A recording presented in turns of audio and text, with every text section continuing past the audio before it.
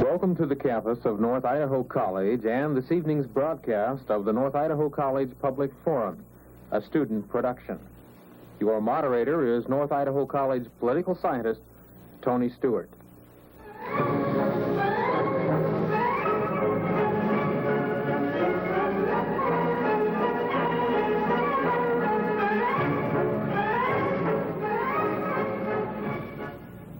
Good evening, ladies and gentlemen. On behalf of our panel, I have a very special privilege this evening to welcome to our program Professor Donald Freed from Los Angeles, California. As to background, Professor Freed is a very well-known author, lecturer, and academic person. He is the author of numerous books, including such books as The Killing of Robert F. Kennedy, Executive Action, and Big Brother and the Holding Company. Freed's prize-winning play on the Rosenberg-Sobel case, Inquest, played on Broadway in 1970. In fact, if my calculations are correct, our guest is the author of 9 books and 4 plays. In addition to that, he is a professor of various fields, including world literature, linguistics, anthropology, and philosophy. The best-known institution where he has taught is UCLA. In addition to all of this marvelous background, Dr. Freed is an expert on the assassinations of both President John Kennedy and Senator Robert Kennedy. He is with us this evening to deal with all these various writings that he has done, and I am sure you'll agree with me at the conclusion of the program that this is one of the most interesting ones that we have been able to bring to you. Dr. Freed, it's a pleasure having you on our program. Glad to be here, indeed. I'm also happy to welcome 2 panel members who will join me this evening in questioning our guests. To my far left is Bob Brown, who serves as the Director of Vocational Placement at North Idaho College. Bob, welcome to the program. Thank you, Tony. And also back, one of our regular panel members, Janelle Burke, who will join the question. Welcome, Janelle. Thank you. We'll proceed to questions at once in the first series from Bob Brown. Professor Freed, as Tony mentioned, you've written a number of books and plays concerning controversial figures and events in American history. The Kennedy assassinations, Huey Newton, the Rosenbergs, and one on Patricia Hearst. What draws you to this type of person or event in American history? I think there are 2 basic theories of what history is and what mythology is and what literature is. All of them, I suppose, spring from a common source and go down different roads. One theory is that the summary of a nation's experience is somehow written by the winners, if I may put it in an idiom. It's an official history. It is often a consolatory mythology or history or propaganda. And then there are what we call revisionism these days, to use that new word, where we look back now every decade because information theory moves so swiftly in our world. And so that every decade or so it's necessary to rewrite and have a recension or a redaction or a new revision of events that would not have been questioned for centuries in the past, when you're that close as we are to wars and great crimes. And so there's a new field that has sprung up. It has 1 foot, I think, in literature and 1 foot in history.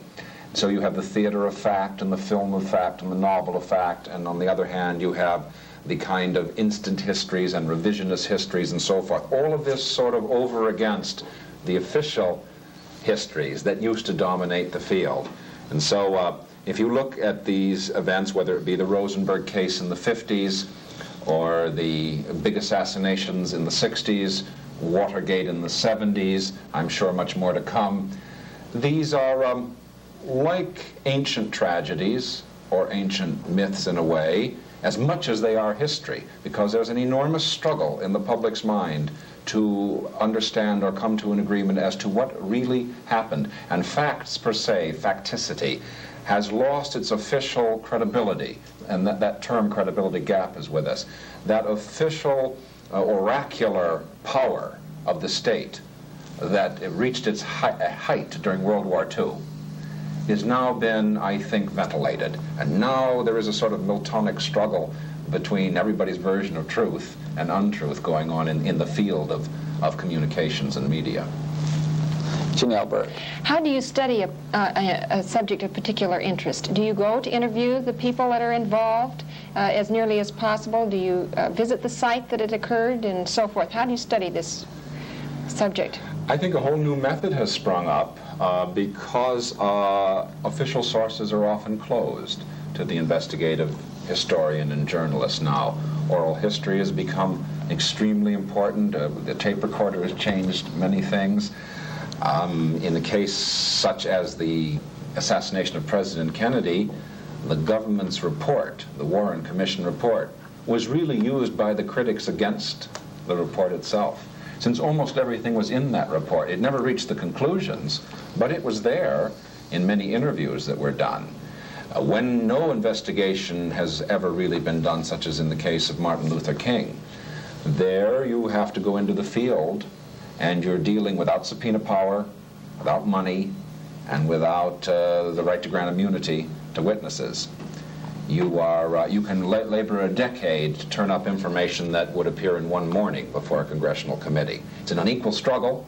You're using 18th century rights pitted against 20th century prerogatives and media. Very lonely. George Orwell said that there was truth and there was untruth, and if you clung to the truth, even against the whole world, you were not mad. And in the beginning, in some of these cases, the investigators appear mad. That is, they appear deviant. They're departing from the official history. But things happen very quickly. The light at the end of the tunnel disappeared. It became, we saw a myth in the Southeast Asian War. And what the critics said, which had been called communist propaganda in 1964 and 65, became the position of the State Department by 1972, and that it was a civil war, that there was nothing that could be done, and so forth and so on. The Watergate case, it was you could have gotten odds of 1,000 to 1 if you predicted certain things in early April, let's say, of 1972. By 1973, people expected the earth to split open in Washington. They didn't know what was coming next, and I can assure you a great deal that could have come out of Watergate didn't. So because of the speed of information theory now and methodology, things turn at a blinding speed almost, and the disorientation and shock this produces in the population is a side effect, I think, that we have not studied at our peril.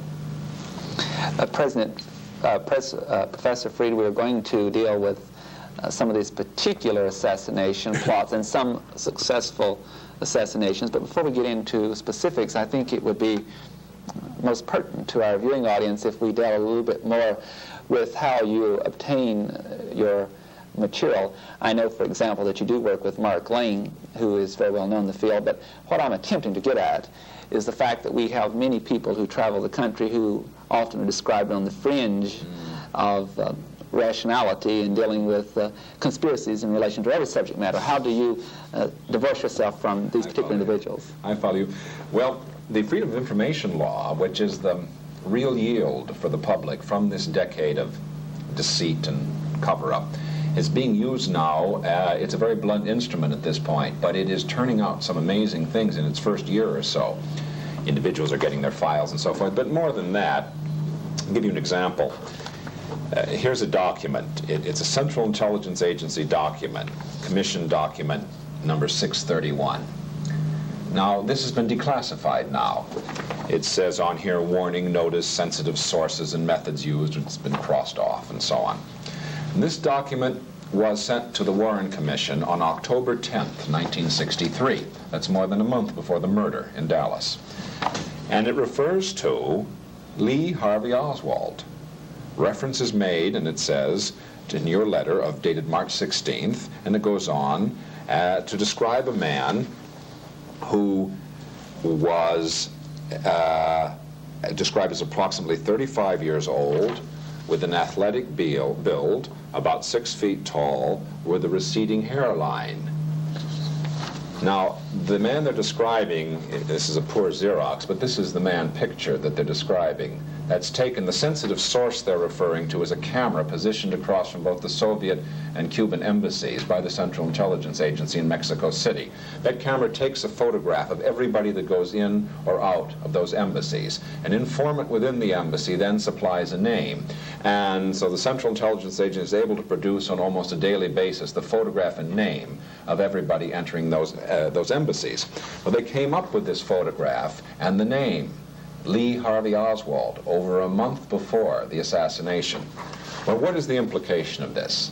If two men, and there were more, but if two men, and I'm using here a government document, not an allegation, a Central Intelligence Agency document, if two men were using the name Lee Harvey Oswald in October of 1963, it suggests at one stroke, I think, to any fair-minded listener, that there is something to investigate in terms of conspiracy. Now, that's one example of an official document. Elsewhere, some very talented people, photo analysts, for instance, have gotten involved. And when speaking to the students, I'm going to have some photographs of Lee Harvey Oswald, which show a rather different-looking man in several situations. Quite different. His booking photograph in the Dallas police building after he was arrested, and a photograph taken of him in the backyard holding what was pictured as the murder rifle and a communist newspapers, two of them in fact, in the other hand, a famous Life magazine photograph which provided the weapon and the motive for the murder. But there's a heavy shadow under the bottom lip and a very different chin, and the sunlight in the picture falls at different angles on the face and in the yard. Well, a photo analyst in Los Angeles worked long and hard on a photo analysis of those photographs, and he came up with an analysis which convinced experts that there was something wrong with that critical piece of evidence. Then you interview people. Sometimes, for instance, Mark Lane, when he was in New Orleans, a man approached him and identified himself as the night clerk for the FBI in New Orleans in 1962 and 63. And although he would not come forward in 1968 when he approached Mark Lane, he has come forward now as he promised that he would if there were ever a serious congressional investigation. His name is William Walter. He appeared on the CBS special last year, and he states that as night clerk in the New Orleans office, he had access to the cable traffic that came in, and he verifies that Lee Harvey Oswald was a confidential informant for the FBI. Now, there are about 4 other sources for that allegation. You put them together. You're working without subpoena power. You cannot subpoena the National Archives. Little by little, and although there's competition among researchers, I'm sorry to say, still there's a lot of pooling of information. And little by little, and you have intelligent people. You have Victor Marchetti on our board. We have George O'Toole, for instance, who was the former chief of the Special Problems Branch of the Central Intelligence Agency. You have Bernard Fensterwald, who you may remember appeared next to James McCord on television during the Watergate hearings as his attorney and so forth. People who are in Washington and who are sophisticated. Colonel Fletcher Prouty, who had been liaison between the Pentagon and the CIA, wrote a book called The Secret Team and has appeared on television a number of times. And so I think you have highly motivated people and skilled people, and little by little a structure is suggested. But of course none of this takes the place. These are just, it wouldn't matter if we could produce a list of, a piece of paper with a list of names on it that were the best bets for who did it. That would not take the place of a congressional inquiry on television so that the American people could follow the whole process from beginning to end. Bob Brown. I hate to leave this fascinating discussion of the Kennedys and the Lee Harvey Oswald, but I was, have not unfortunately had a chance to read your book, In Search of Common Ground, which is a book on Huey Newton. I was in the Bay Area during his rather meteoric rise to prominence and his rather meteoric fall. I was just wondering, what were your impressions? Did you deal with him personally? Did you talk to him? Indeed. What were your impressions of Huey Newton? I think I will be seeing him soon. The play I wrote on the Rosenberg is being translated into Spanish, and I was asked to lead a small delegation of writers to Cuba. And that's where he is, in exile, and I look forward to seeing him. Well, this was a project at Yale with Eric Erickson and Huey P. Newton during the Big Panther trials that were going on. And this was a special project, and it was fascinating and eventually became a book. And it was fascinating to see the old Viennese psychoanalyst and the young black militant, revolutionary. They had a great deal in common, much more than either had with the students, the hand-picked students who came to the Yale Press every day. There was a real dialogue between them in the sense of Camus or Buber. Each was willing to change their opinion. Each was familiar with the other's work. And Erikson, I suppose our greatest psychologist in the world now, said of Huey P. Newton that he had impressed his imagery on the West, that never again would the black liberation movement or the Third World liberation movement in this country be the same because of that image of Huey P. Newton with the law book in one hand and the shotgun in the other. I think he's a historic figure, and the Black Panther Party is producing a $50 million lawsuit in about a month in Washington. And the Fred Hampton case, with which some people are familiar, in murder in Chicago, but there's much more to come. Murders at UCLA and other cases. There are those who believe, and I'm working as a researcher and sort of historian with the project, there are those who believe that the Martin Luther King case and the Black Panther case will not only drive the final so-called Hoover old guard from the FBI. That what's happened in the last few years, spectacular as it is to the FBI, is only a prelude for what is to come. And the Panther, what was done to the Panthers and the attempts against the Panthers and the King case will make American history in the next several years, I think. Jamel Burt. Many of the cases that you have studied have violence in them, and I wonder if you think that Americans are being subjected to more violence, that we're going to be subjected to more violence. What do you think our reaction is? Do you think we're growing less and less influenced by violence? Do you think we're growing away from, we're being conditioned to a certain response to violence? I think it's a contradiction. On the one hand, the rhetoric against violence is ever more pervasive and accepted, I think. And it is a constant orchestration to almost all-important public change, social change. But on the other hand, I think the attitude of the public towards law enforcement, its respect has gone down by the numbers.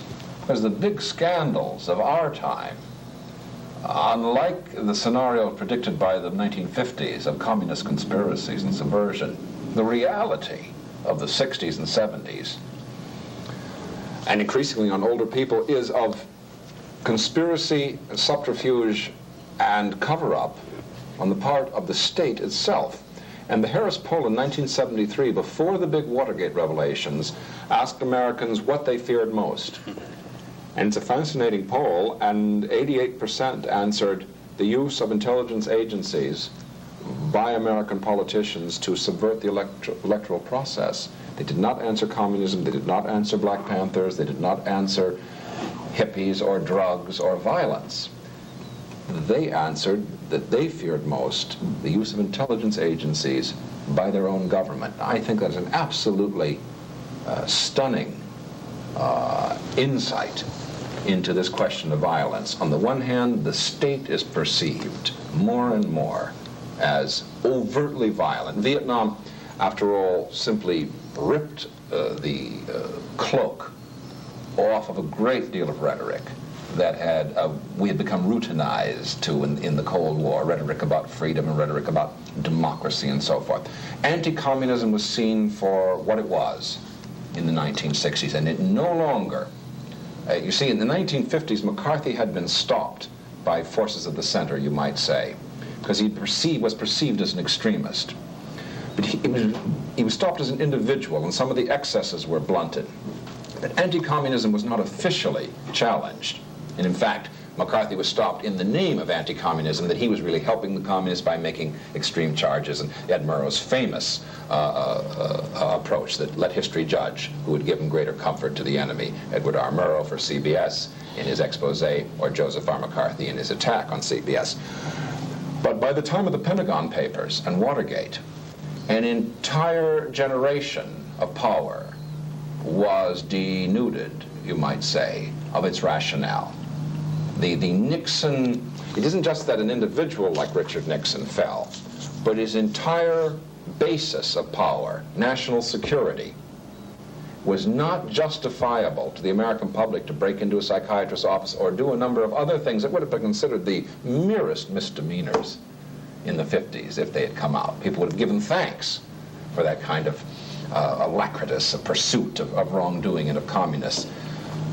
I think you just see that despite fear of the anti-war movement, so-called, the hippie movement, the counterculture, various terms, the public by the early 1970s had turned with a great deal of a profound turn against everything that rationalized hundreds of thousands of casualties abroad and a feeling of being lied to constantly at home. So I think the answer is that there is far less appetite for violence on the part of the very people who have again and again tried to turn the searchlight now back on official violence cloaked in rhetoric. So I think it's an ambivalent situation. Professor Freed, I think at this point in our program it would be very appropriate to become rather specific. I sense from your responses to previous questions that you have some very definite theories in relation to who might be involved in organizing what I sense from what you're saying is a rather dangerous concentration of power and using violence and assassinations to maintain that power, to expand it. Would you be more specific? First of all, I know that you are doing some research with others in the Dr. King assassination, and you alluded to that a moment ago in relation to the FBI. What are your theories concerning this tragic assassination of Dr. Martin Luther King, Jr.? Dr. King, Abby Mann, the Academy Award-winning screenwriter for Judgment at Nuremberg, is working on a 4 or 5 hour special, I think, for NBC on dramatization of Dr. King's life. I'm working with him, and so is Mark Lane. And so we've had occasion to go to Atlanta and to Memphis and to spend a great deal of time and effort, and I may say money, doing the work that should have been done in the original investigation. And it's just extraordinary. When this show is seen by residents of this area, there will have been a development. The House of Representatives is going to vote out a bill to look into the Kennedy assassination and all relevant events, and that will include the King assassination, and the so-called Black Caucus will be in charge of the King assassination. Walter Fauntleroy of Washington, D.C., who had been in Dr. King's entourage, will be in charge of that. We will be working with them, and it's Mark Lane's liaison work in Washington for our committee that I think has been the chief factor in bringing it to pass. We uncovered the following.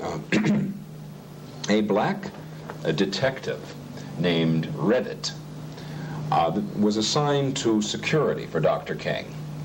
And there were 2 black detectives, and Reddit was in charge. Hours before the assassination, Reddit was told to report to police headquarters.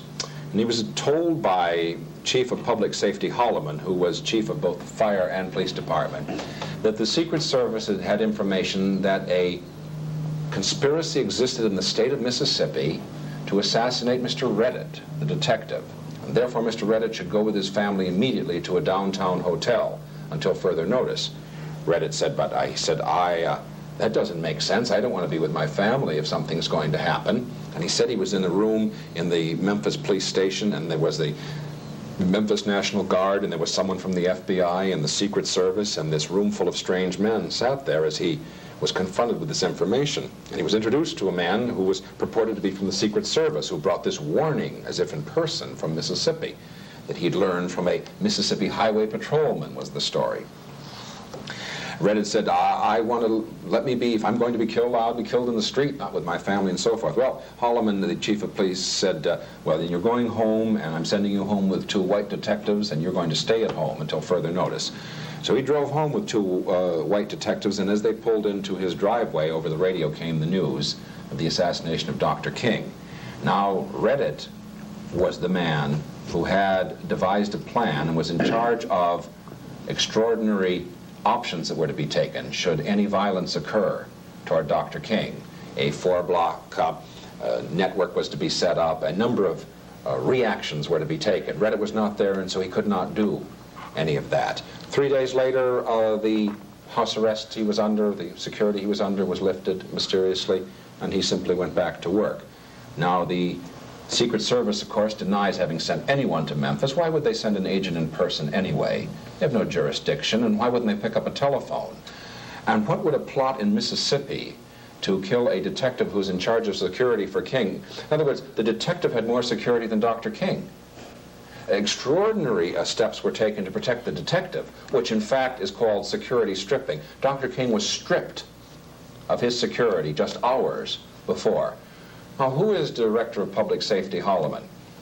Well, it was common knowledge that he'd been an FBI agent for a number of years, but what wasn't known was that he had been the chief of the bureau in Atlanta, which became known as the Get King Bureau, as we now know from the Church Committee. This is the bureau that sent a letter to Dr. King telling him to commit suicide before he could win the Nobel Prize. That letter was taken to a Deep South state and mailed. This is the group that attempted to blackmail King, that sent tapes through the mail to King's wife, that attempted to do, well, it's so petty and so banal that if we're not an official agency, it would not be as terrifying as it was. He then went to become part of internal inspection in the seat of government, as it's called, in Mr. Hoover's office. He worked with Mr. Hoover personally for the last several years of his term with the FBI. He states that he cannot remember who it was brought that message from Mississippi to put Mr. Reddit under security at home. That's just one example of what we have. Reddit went on to become an aide to Senator Baker, who was also called for a reopening of the King case. Senator Baker sits on the new Oversight Committee, the Inouye Committee. So these developments are coming, and by the time people see this show, I believe they will know the members of the new committee, and after 13 years, it appears at last that a serious investigation is possible if the public is allowed to monitor it, watch it on television, make their own assessments, give their own feedback, and not be presented with a list of new suspects and candidates. Bob Brown. The subtitle of your talk is From Dallas to Watergate. Now, that implies a connection, of course, between what transcribed in Dallas and then the Watergate of the 70s. What connection do you suggest, if any? Well, the structural connection is basically what I want to establish. However, there are people that turn up all over the place. A man in the news just recently, Frank Fiorini, known as Frank Sturgis, a man arrested at the Watergate break-in, you may remember, a CIA sharpshooter and now out of prison. He's now being considered a bona fide source by important establishment media outlets for the story that not only was Lee Harvey Oswald a Cuban agent, but Jack Ruby himself, that patriotic nightclub owner, met with Fidel Castro, and Fidel Castro gave him his marching orders to begin the assassination of John F. Kennedy. If you can believe that, you can believe anything, but it is a serious, serious allegation, and as the months unfold before us, I predict you will see the Fidel on the grassy knoll, the Castro did it theory, will reach major proportions. The death of Johnny Rosselli and Sam Giancana, the two gangsters who were employed by the CIA to arrange for the murder of Castro, and their CIA control officer, William Harvey, last month. All three dead within the last year. Jack Anderson, as recently as last week, was saying, we may never know the story, but it appears that Rosselli and Giancana recruited CIA and mafia hitmen to kill Castro, but Castro captured them and tortured them and sent them back to the United States to kill Kennedy. Well, that is how tortured these cover stories have now become, to somehow work it all in together.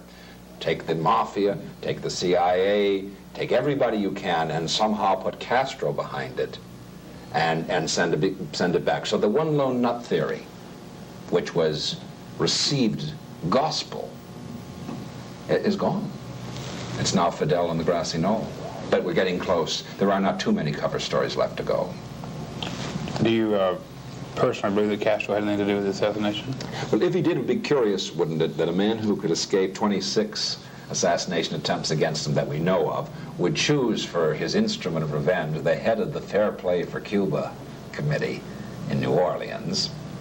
and that he would then have the power to cause the FBI and the CIA to cover up for him, because the Schweiker subcommittee has now told us that the Warren Commission was deprived of information from, and that Lee Harvey Oswald's Fair Play for Cuba committee, as a matter of fact, in New Orleans had no members. It had a letterhead with 3 names on it: Lee Harvey Oswald, O.H. Lee, and A.J. Heidel, all names that Oswald used. Oswald himself had applied for the role of military expert to an anti-Castro organization in New Orleans, and his leaflets proclaiming support for Castro were stamped 544 Camp Street at the bottom of them. 544 Camp Street was the headquarters of the Anti-Communist League of the Caribbean, run by Guy Bannister, a former special agent in charge of the FBI in Chicago, and identified by the Warren Commission as a CIA contract agent who handled propaganda and arms and money out of this detective agency which he had, and which was also the front for this Anti-Communist League for the Caribbean. The anti-Cuban training bases in Lake Pontchartrain were organized out of Mr. Bannister's office. And New Orleans, which is the intelligence conduit for the Caribbean, money, arms, and propaganda went through Bannister's operation in New Orleans. Yet Lee Harvey Oswald, the communist defector, the Castro fanatic, shared office space with the Anti-Communist League of the Caribbean. Mr. Bannister was a high-ranking Minuteman, by the way, an officer in that clandestine paramilitary organization, as was his aide-de-camp, a young man named David Ferry, who had flown for the Central Intelligence Agency, was a bodyguard and private detective for Carlos Marcello, the organized crime kingpin of New Orleans, a Minuteman, and a member of the Anti-Communist League of the Caribbean. These were the kind of men surrounding Lee Harvey Oswald.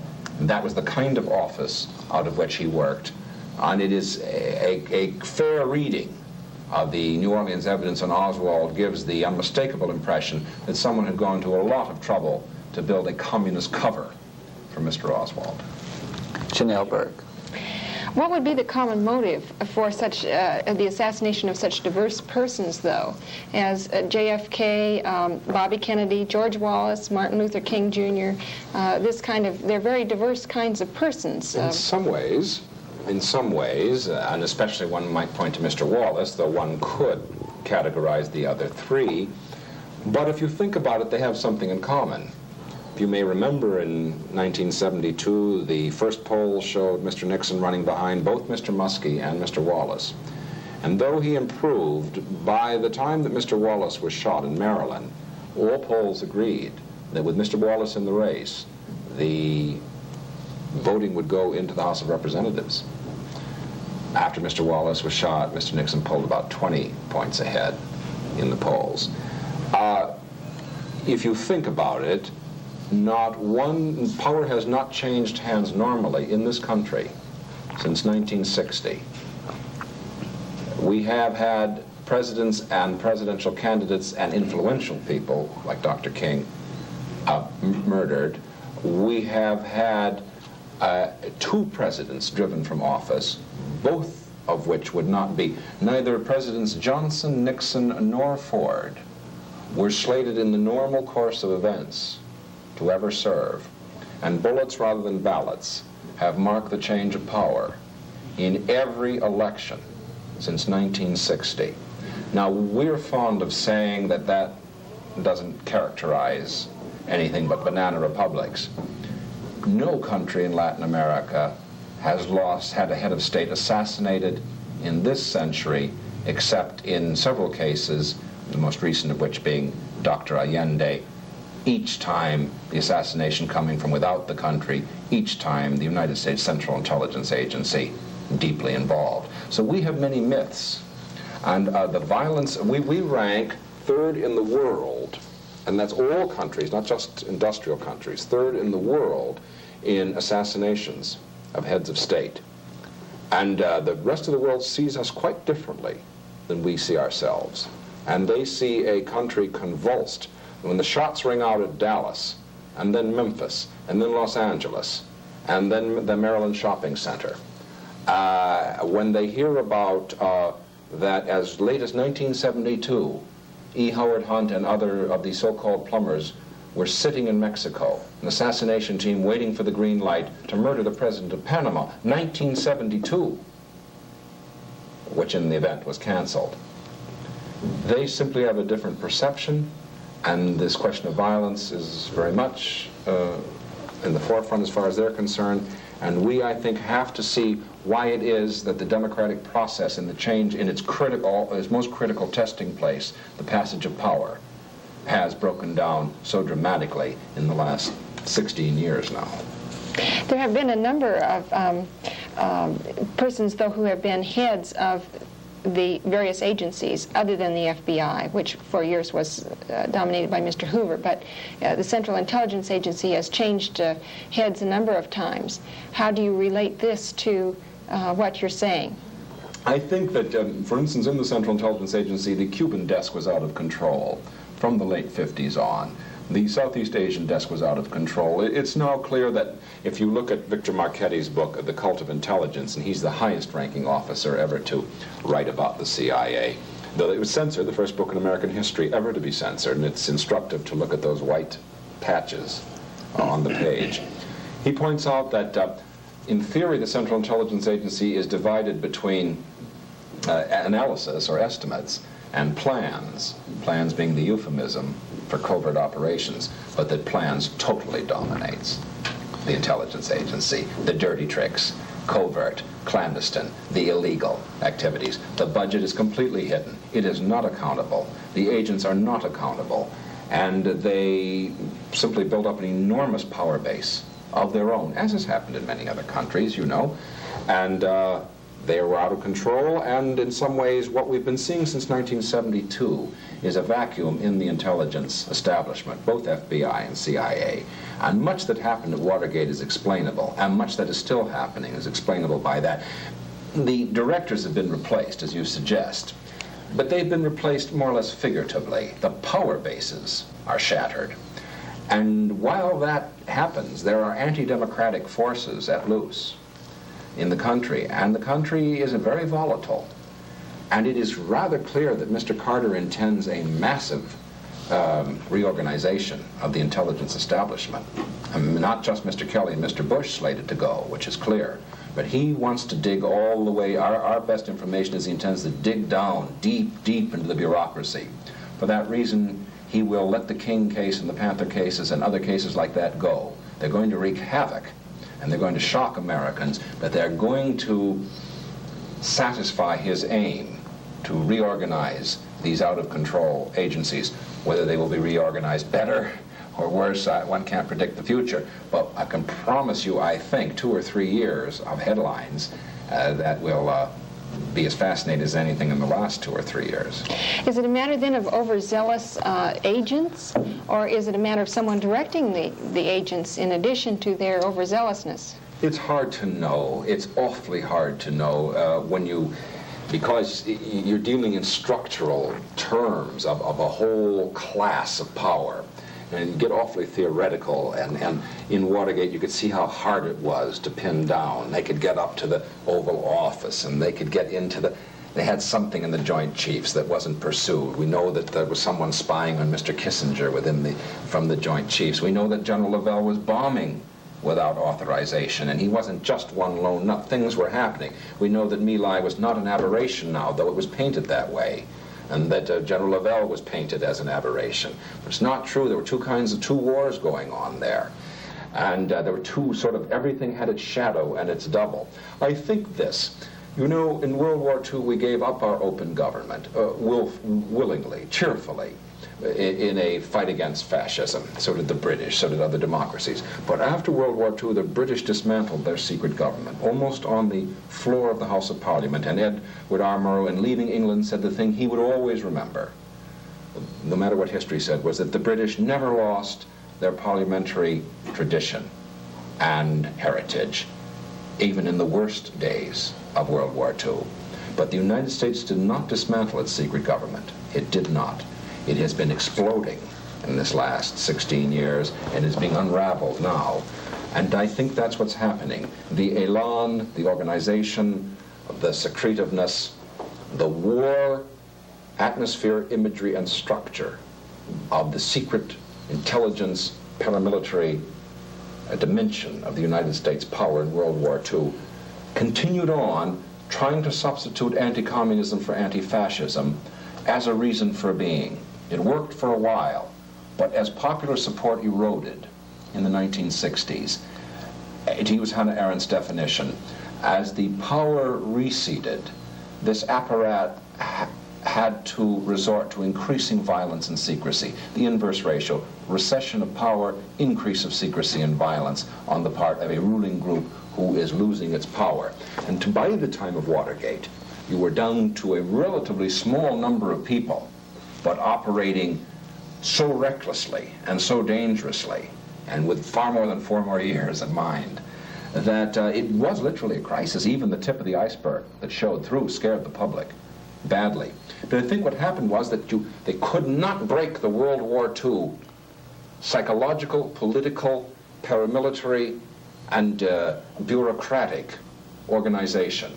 And what was heroism in World War II became infamy by the early 1970s. Professor Freed, with this thesis that you have put forth in the program today, it seems to be indicating that you have been very concerned with the concentration of power and its use within our own society. Are you encouraged by recent developments, the revealing of the Watergate incidents and more information available on the Kennedy assassinations and others? Do you see a trend in the United States in a direction that I assume that you would be supporting, and that is for revelations to be so widespread that there will be a gradual crumbling of the particular power structure that has been abusive, as you see it, or under your thesis?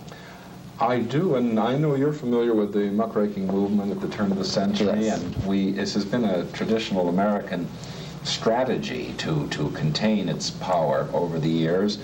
Sometimes they're short-lived, those muckraking movements, unfortunately, and sometimes they are co-opted, to use that word. And this one's a bit different, I think, because you have an educated class of people now in the country, so large, students and people who can read and write, and they are very dissatisfied with the media, they're dissatisfied with elected, they're dissatisfied with the educational system, they're very, very dissatisfied. So it's an unhappy time, but I think it may lead to maturation, to an adulthood. Remember, Mr. Nixon once referred to the public as being like the child in the family. I think that infantilization of the public over a long period of time drove the American people into almost a nervous breakdown by about 1973. And I think the recovery or therapy for that breakdown will be as it is in an individual situation: information, truth. I think the public, which went through the Great Depression and World War II, have proven again and again they can stand the truth, no matter how terrible it is. But what they cannot stand are constant lies and cover-up and whitewash and subterfuge. That drives individuals mad. It drives nations mad, and whole nations have been driven mad in the 20th century. That's one of the lessons of the study of mass psychology in the 20th century. I think it's been reversed in this country now, and I think the lack of credibility and the terrible cynicism and refusal to vote and so forth, I think that's transitory, and that's a reaction of nausea, really, for everything official. I think that will, out of that, if the media is really responsible, and the academy, and all of the public institutions, I think out of that can come a new kind of dialogue in the next few years, at a much more mature level, and an idea that public servants are accountable, and also that our technology has to be used. It isn't enough for newspapers to cover the Congress and court trials and so forth. That's the 19th century media. If these television cameras were in these halls and legislatures, at the state level, the city level, and the national level, and I think they will be in a few years, not only will it be that elected representatives won't stagger in intoxicated, but far more than that, they will have to say something and do something and make some kind of an appearance for the people watching. When this has been done in Canada, in radio broadcasting, why, the farmers listen, everybody listens. It's better than a soap opera.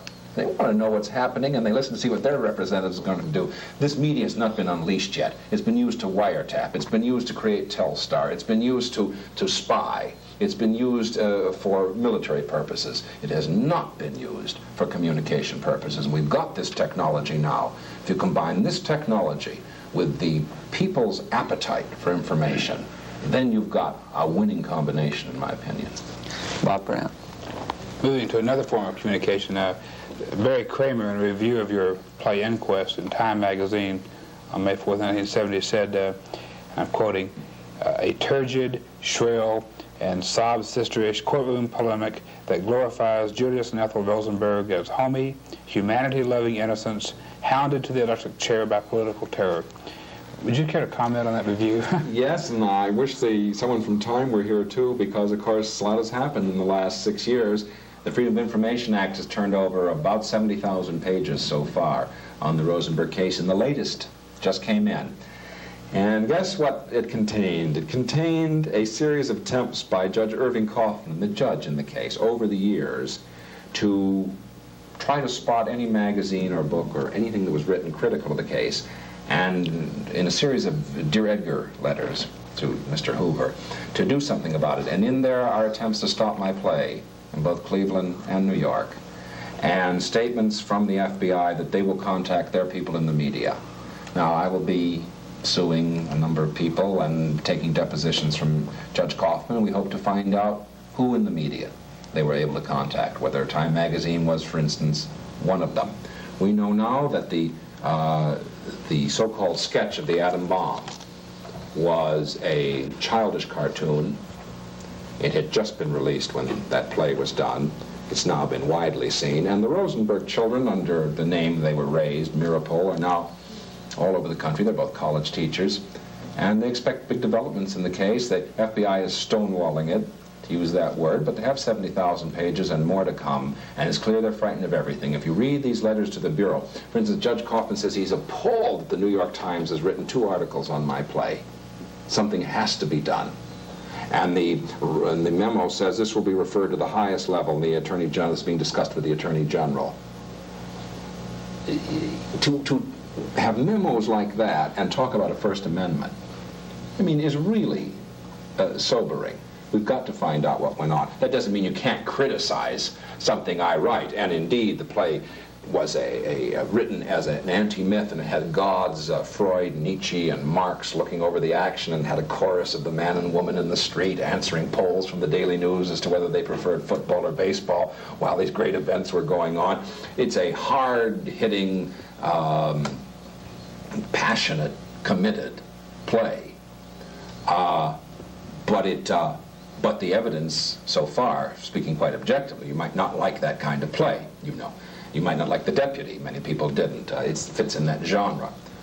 But that the burden is on the government now and not on playwrights, I should think is a lesson that's easily learned. Janelle Bird. How important are revolutionaries at the present time in America? That is, such things as the Symbionese Liberation Movement and the Army. How about the Communist Party? How about the threat of kidnapping, like the Patricia Hearst, the whole area of kidnapping, revolutionaries, distortion? I certainly wouldn't call the Symbionese Liberation Army revolutionaries, but they call themselves that, so your question is well put. There are a number of adventuristic, terroristic, rhetorical groups. They're very small. They command enormous publicity. In a culture like ours with a high-powered media, it's easy to build a story up to gigantic proportions.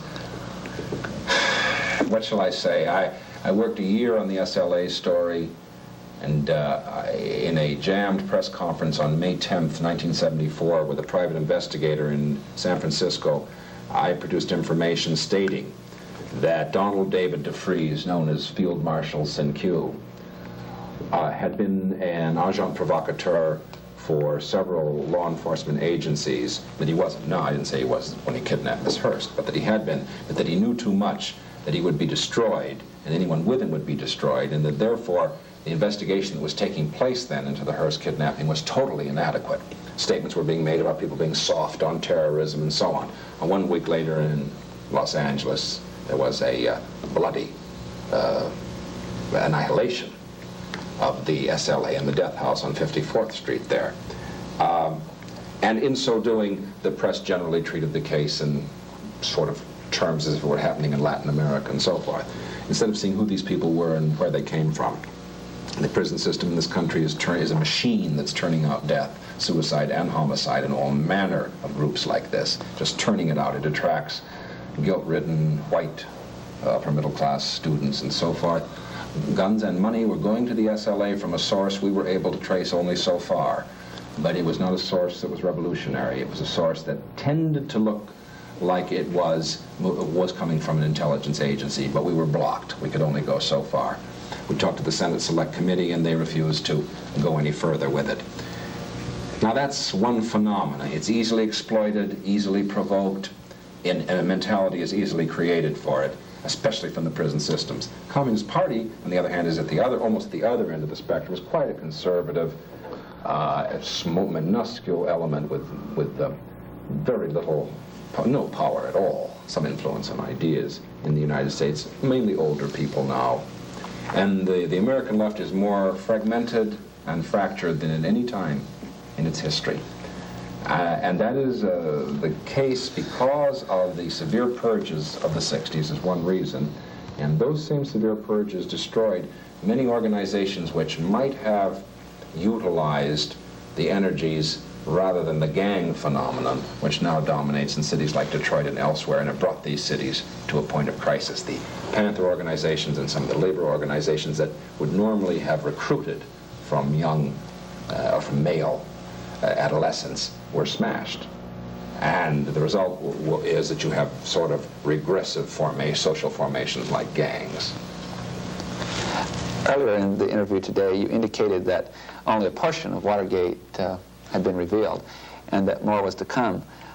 Could you, at this time on this program, with the research you've done, indicate what might be coming that the public has not yet heard? There are hints starting to come here and there, and as Rolling Stone and New Times and this independent freedom of information movement forces these magazines to compete, you know.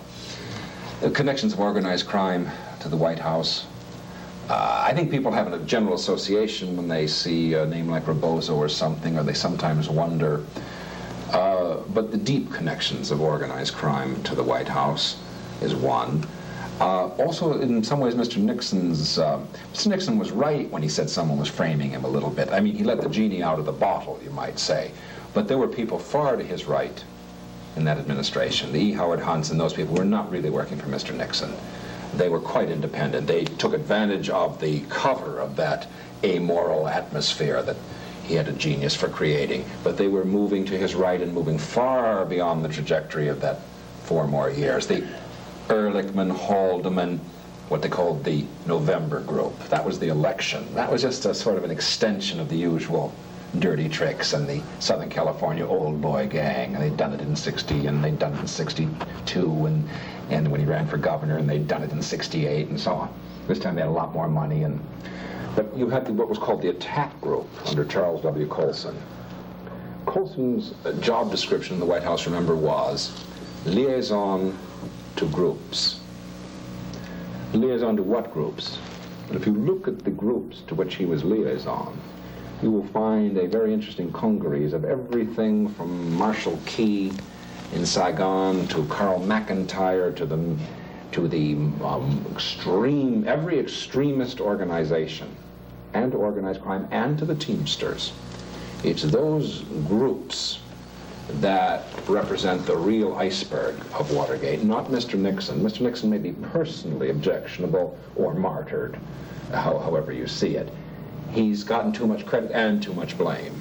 Real power moving in what we call Watergate and Operation Gemstone. Remember when Mr. Mitchell said, well, he said they kept coming back with these plans to kidnap people and have planes, track planes, and take people to Mexico, and they wanted $2 million and then $1 million, and then he finally signed on, remember, for several $100,000. And he said, who kept sending Liddy back and back and back? I mean, that's quite true. I mean, Mr. Mitchell signed on, and he's all right, you know, in a very macho atmosphere. No one could ever back away from some belligerent act in the Nixon White House. But he didn't draw up those intelligence plans for the kidnapping of radicals, which was planned for San Diego, for the bombing that was planned there was bombing planned for the GOP convention in San Diego, literally. It was contemplated, violence so extreme was planned for San Diego that a state of national emergency would in all probability have been called. Interestingly enough, state of national emergency comes about when a 16-man unit in the Pentagon called the Special Analysis Division represents to the president that there's a state of national emergency. Well, the leader of that 16-man unit in the Pentagon, until the day he was arrested, was James W. McCord, Jr., who the public knew as simply Director of Security for the Committee to Re-elect the President, a fairly innocuous ex-FBI man and so forth. He had a formal title as well. And when the conventions were moved to Miami, you see the November group no longer pulled away from anything smacking of provocation because Wallace had been shot. And that's a separate study and a separate question. Nixon no longer needed anything but a peaceful convention. So they moved to Miami, a much more controlled city.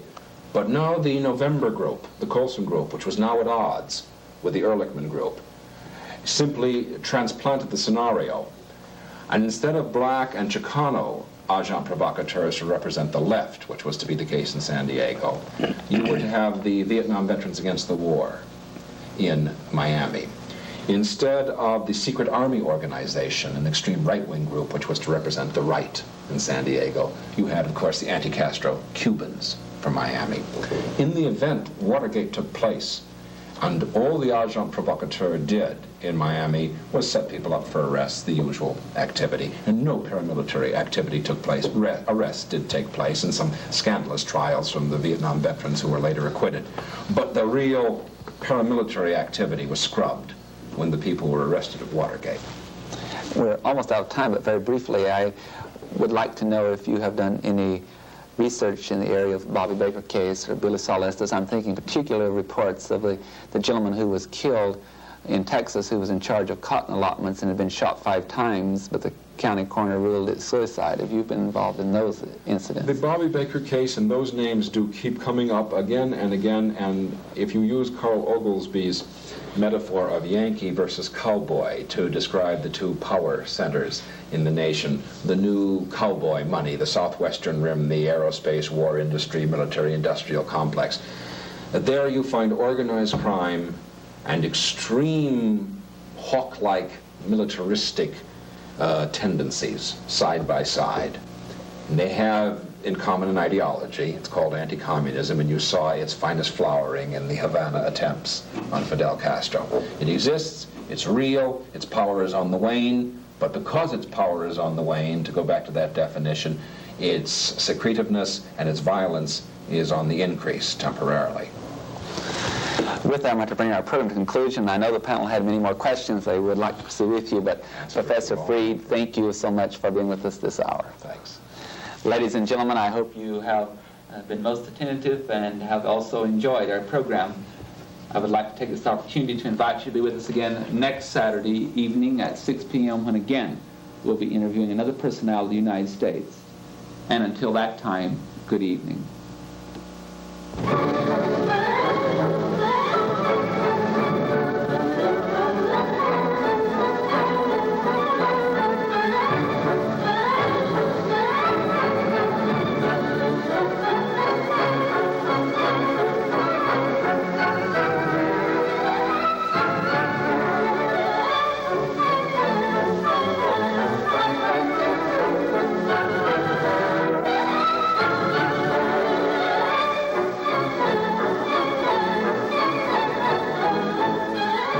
The North Idaho College Public Forum can be seen at this same time each week over this station. The preceding student production was brought to you by videotape recording.